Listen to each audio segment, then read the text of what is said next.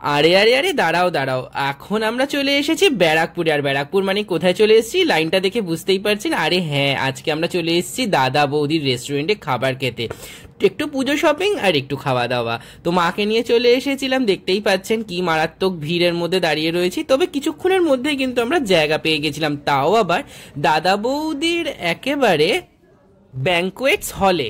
তো ব্যাঙ্কোয়েটস হলটা ওদের একদম টপ ফ্লোরে রয়েছে, যেটা একদমই ছিমছাম এবং ফাঁকা।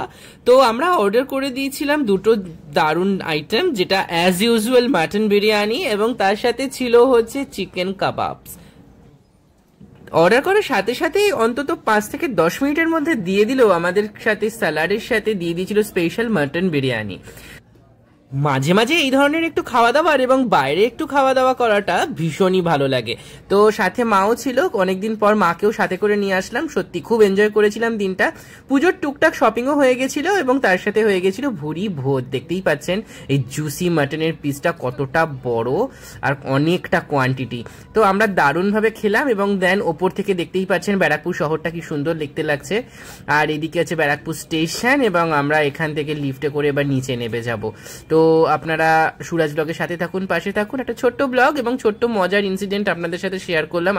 কারা কারা দাদা বৌদির বিরিয়ানি খেতে ভীষণ ভাবে ভালোবাসেন সেটা অবশ্যই আমাদের কমেন্টে লিখে জানাবেন। সুরাজ ব্লগের সাথে থাকুন, পাশে থাকুন আর দেখতে থাকুন আমাদের চ্যানেলে কিন্তু দারুণ দারুণ কিছু আরো ভিডিও আসতে চলেছে। আর সবাইকে শুভ শারদীয়া দুর্গাপুজোর আগাম শুভেচ্ছা। পুজো কিন্তু এসেই গেল, ভিডিওটা কিছুদিন আগে একটু দেরি হয়ে গেল দিতে।